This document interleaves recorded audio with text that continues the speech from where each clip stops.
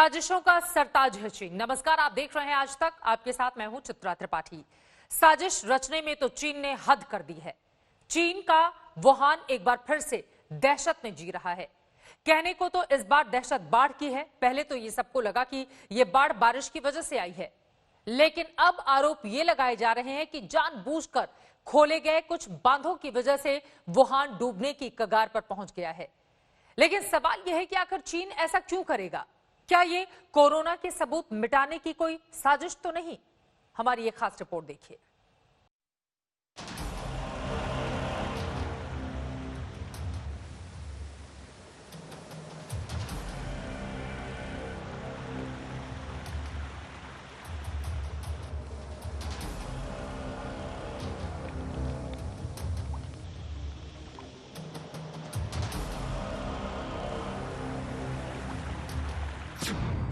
अपने ही घर में चीन की सबसे बड़ी चालबाजी।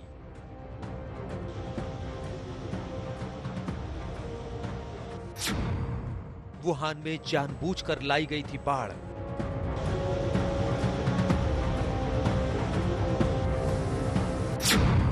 कोरोना के सबूत मिटाने की थी साजिश।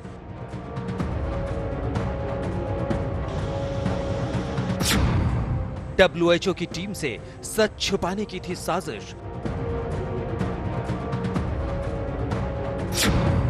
डब्ल्यूएचओ की टीम को नहीं करने दी गई निष्पक्ष जांच।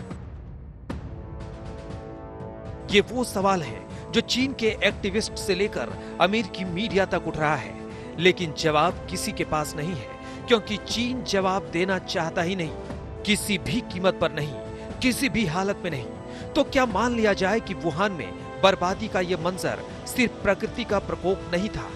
शहर डूबता रहा, लोग उजड़ते रहे और चीन साजिश पे साजिश कर खुद को बचाता रहा। पूरी दुनिया में वायरस फैलाने के बाद चीन दुनिया की बड़ी ताकतों के निशाने पर है। एक तरफ अमेरिका उसके खिलाफ कूटनीतिक जंग छेड़ चुका है, तो दूसरी तरफ भारत उसकी अर्थव्यवस्था की आफत बढ़ाने वाले फैसले ले रहा है। पड़ोसी देशों की जमीन, आसमान और पानी तक में उसकी साजिश कामयाब नहीं हो रही है। इससे परेशान चीन बुरी तरह झुंझलाया हुआ है।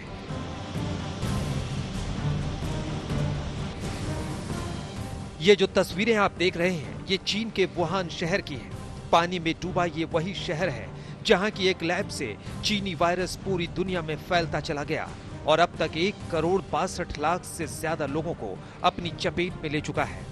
सबसे बुरा हाल अमेरिका का हुआ, लिहाजा उसने डब्ल्यूएचओ से नाता तोड़ने के बाद वायरस फैलाने में चीन की भूमिका की जांच करने के अभियान की कमान संभाल ली। चौतरफा दबाव पड़ने के बाद डब्ल्यूएचओ ने भी अपनी जांच टीम को वुहान भेजने का ऐलान किया, तो चीन सकपका गया। लेकिन चीन की चालबाजी देखिए। दुनिया के सामने खुद को पारदर्शी और जिम्मेदार दिखाने के लिए वो जांच में सहयोग की बात करता रहा, लेकिन इस टीम के वुहान पहुंचने से पहले ही जब बारिश ने कहर ढाया तो उसने पूरे शहर को डुबोने के लिए अपने बांध खोल दिए।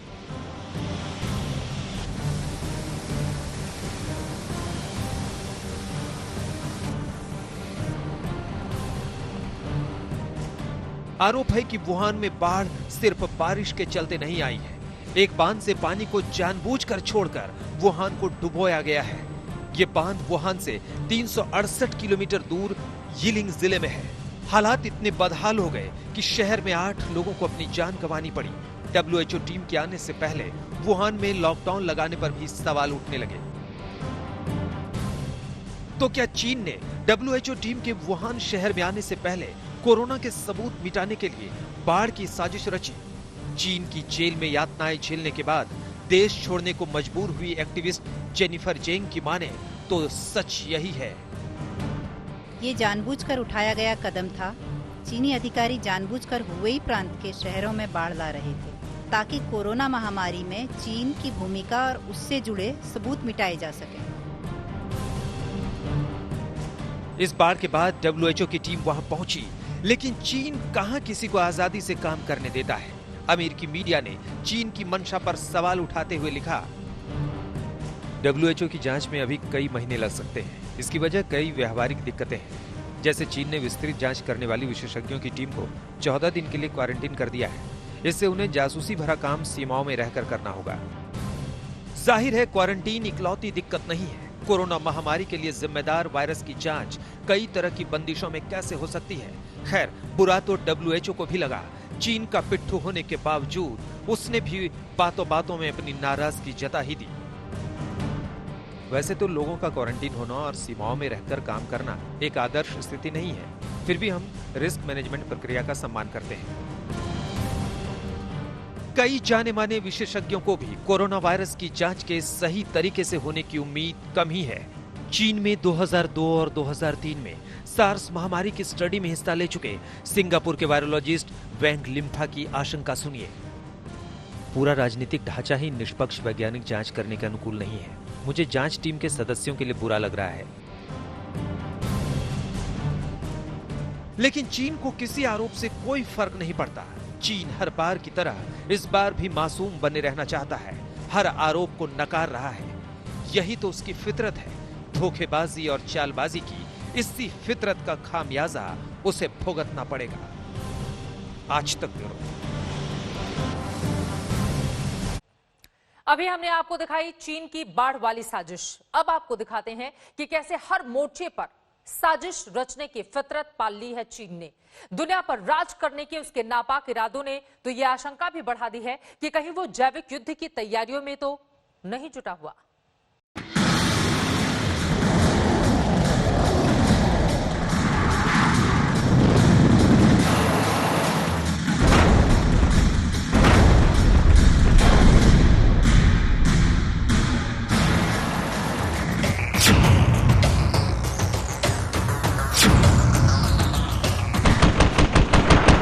न कहीं बम गिरा, न टैंक से दागे गए गोले, न हुई बमबारी, न छूटे मिसाइल, न ही लड़ाकू विमानों ने किसी ठिकाने को किया नेस्त नाबूद, न ही किसी देश की सेना ने दूसरे देश पर किया आक्रमण, न ही परमाणु बम ने मचाई तबाही, न कहीं हुआ ऐलान जंग, लेकिन दुनिया भर में फैल गई दहशत।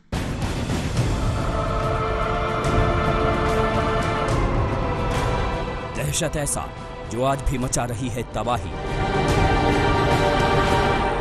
आज भी पूरी दुनिया के लिए बना हुआ है काल।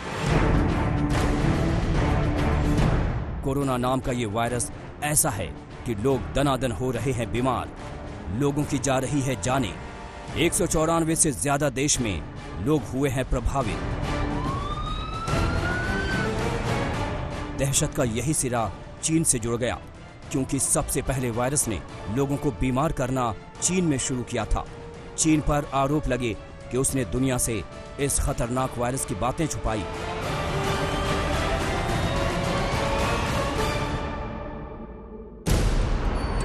आरोप तो यहां तक लगे कि चीन के वुहान लैब में वायरस को लेकर रिसर्च चल रहा था और कहीं से यह वायरस लीक हुआ और पूरी दुनिया में तबाही मचाने लगा।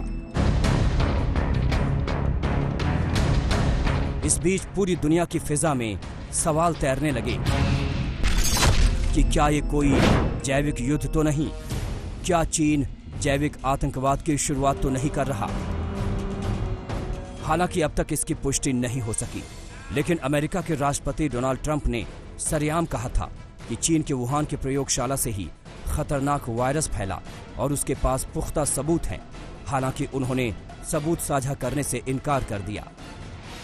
My question is, have you seen anything at this point that gives you a high degree of confidence that the Wuhan Institute of Virology was the origin of this virus? Yes, I have. Yes, I have. And what gives you a high degree of confidence that this originated from the Wuhan Institute of Virology? I can't tell you that. I'm not allowed to tell you that. America यहीं नहीं रुका। Trump के मुख्य सलाहकार Steve Bannon ने दावा किया कि चीन के वुहान लैब के एक्सपर्ट पश्चिमी खुफिया इंटेलिजेंस के साथ आकर मिल गए हैं। इनकी मदद से एजेंसियां बीजिंग के खिलाफ इस बात का केस तैयार कर रही हैं कि कोरोना वायरस की महामारी वुहान की लैब से लीक हुई थी और उसे छिपाना हत्या के बराबर है। कोरोना वायरस ने जब तबाही मचानी शुरू की तो चीन का वुहान लैब संदेह के घेरे में आ गया और सवाल ये उठने लगे कि क्या चीन इस लैब के जरिए जैविक हथियार बनाने में जुटा हुआ है। अमेरिका सहित दूसरे देशों ने जब सवाल उठाना शुरू किया तो चीन ने इससे इनकार कर दिया। लेकिन अब जो रिपोर्ट आई है उससे चीन पर एक बार फिर सवाल उठने शुरू हो गए हैं। अब ऐसे में आपके मन में सवाल उठ रहा होगा कि आखिर क्या होता है जैविक युद्ध, जिसकी चर्चा कोरोना वायरस के संक्रमण के दौर में सबसे ज्यादा हो रही है। बैक्टीरिया, वायरस और दूसरे जीवाणुओं के जरिए खतरनाक किस्म के संक्रमणों को जब हमले के तौर पर इस्तेमाल किया जाए तो उसे जैविक युद्ध माना जाता है। जो एक चाइना का वॉर स्ट्रेटजिस्ट था सुन त्सू, उसने कहा था कि आर्ट ऑफ वॉरफेयर ये है कि बिना लड़े युद्ध किए दुश्मन को परास्त करो। मेरा ख्याल है कोविड-19 की जिस तरह से सफलता चीन को मिली है, जिस तरह से लोगों की मौत हुई है, जिस तरह से विश्व की आर्थिक व्यवस्था पूरी तरह से डमाडोल हो गई है कोविड-19 के चक्कर में, वो कारण है कि चीन को अब ये लग रहा है कि ये सही रास्ता है विश्व को तबाह करने के लिए। जैविक युद्ध की कोई सीमा नहीं होती, इसके विस्तार का कोई अंत नहीं, इसलिए इस युद्ध को संभालना मुश्किल भरा है। अगर किसी देश ने दूसरे देश के खिलाफ जैविक युद्ध छेड़ दिया तो ये कहना मुश्किल है कि वो देश चपेट में नहीं आएगा। हो सकता है कि पूरी दुनिया में तबाही मचाने के बाद जिस देश ने जंग छेड़ा है वही इसकी चपेट में आ जाए। जैविक युद्ध के इसी खतरे को देखते हुए अंतर्राष्ट्रीय स्तर पर 1972 में जैविक हथियार के नियम बनाए गए। अप्रैल 1972 में लंदन में एक कन्वेंशन पर हस्ताक्षर किए गए जिसे बायोलॉजिकल वेपन्स कन्वेंशन नाम दिया गया। भारत 1973 में इसका सदस्य बना। आज करीब 182 देश इसके सदस्य हैं। 1972 में ही चीन ने संधि पर हस्ताक्षर किए। इस कन्वेंशन का मकसद जैव हथियार के विकास, उत्पादन और जमा करने पर रोक लगाना है। चाइना जो है वो पाकिस्तान के साथ में एक कोलैबोरेशन कर रहा है, जो पाकिस्तान की defence science and technology organisation है, उसके साथ मिलकर के एंथ्रेक्स के ऊपर काम कर रहा है, जो एंथ्रेक्स एक बायो वेपन्स है। जैविक हथियार आज के दौर में मानव जाति पर मंडरा रहे सबसे बड़े खतरों में से एक है।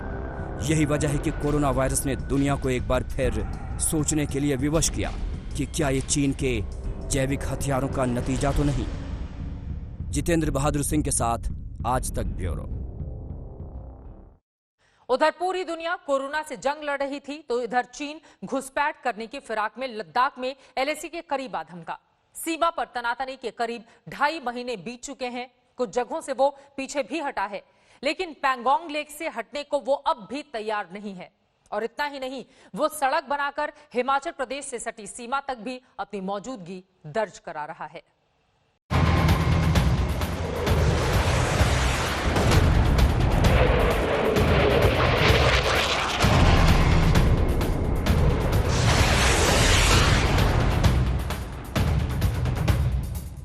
लद्दाख की ये वादियां पिछले करीब 2.5 महीने से चीन की चालबाजी और हिंदुस्तान के शौर्य से गूंज रही हैं। बदलते मौसम के साथ साथ चीन भी तेजी से रंग बदलता रहता है। कभी धोखा देता है तो कभी बातों मुलाकातों की चाल चलता है। लद्दाख से ताजा अपडेट ये है कि हॉट स्प्रिंग से पीछे हट गया है चीन, लेकिन पेंगोंग लेक पर पूरी तरह से अड़ा हुआ है चीन। गलवान और गोगरा से चीनी सेना पहले ही कदम पीछे खींच चुकी थी, लेकिन इस खूबसूरत लेक पर चीन की बदनीयती अभी खत्म नहीं हुई है। उसकी जिद उसे अभी भी पेंगोंग लेक के इर्द गिर्द ही जमाए हुए है।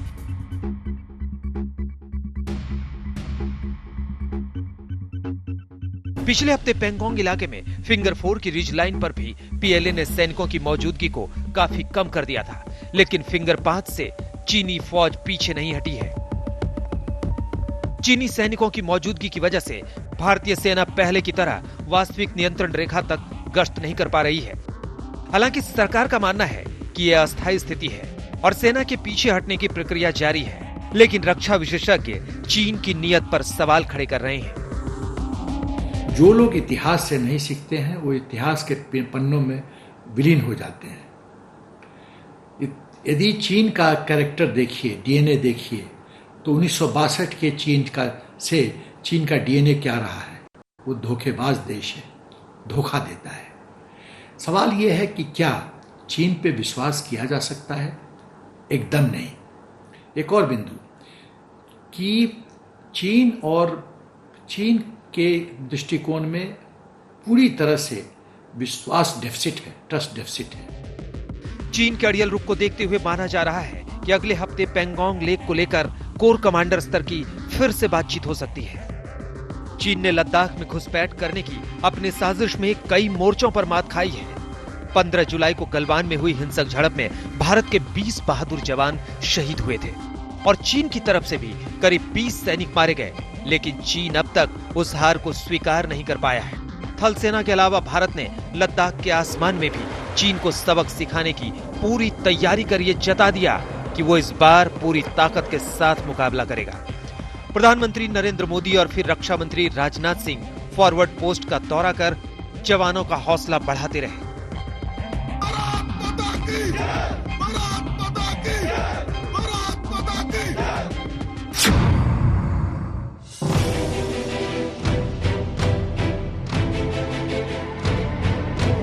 हिंदुस्तान के संकल्प से चीन पस्त तो हुआ है, लेकिन शरारत से वो बाज नहीं आ रहा। खबर है कि अब चीन ने हिमाचल क्षेत्र की ओर किन्नौर जिला के साथ लगती सीमा पर सड़क पहुंचाने का काम तेज कर दिया है।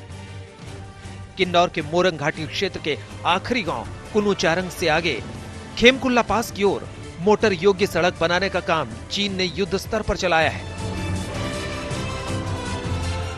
तिब्बत सीमा से सटे गांव चारंग की रेकी पर गए दल के मुताबिक चीन रात के अंधेरे में निर्माण कर रहा है। बताया जाता है कि कुछ महीने से इलाके में चीनी ड्रोन मंडरा रहे हैं, जिससे चारंग के ग्रामीणों में भय है। हाल ही में चारंग गांव का 9 सदस्यीय दल गांव से करीब 22 किलोमीटर ऊपर बॉर्डर की ओर गया था। इस दल के मुताबिक 2 महीने में चीन ने करीब 20 किलोमीटर सड़क का निर्माण भारत तिब्बत सीमा की ओर तेजी से किया है। ग्रामीणों के मुताबिक अब सिर्फ 2 किलोमीटर क्षेत्र में चीन की ओर से भारत बॉर्डर तक सड़क निकालना बाकी है। खच्चर लेकर के हम खेमकुल्ला चाइना बॉर्डर के तरफ फौज के साथ रेकी करने गए थे सर। तो वहाँ पर हमने क्या देखा कि खेमकुल्ला के पिछले साइड को चाइना ने रोड ला रखा है 2 महीने के अंदर सर। पिछले अक्टूबर में वहाँ पर रोड नहीं था, अभी 2 महीने के अंदर चाइना ने इतना तेजी से हमारे तरफ वो रोड ला दिया सर। साफ है चीन हिमाकत से बाज नहीं आ रहा। रामपुर बुशहर से विश्वेर नेगी के साथ अभिषेक भल्ला, दिल्ली आज तक।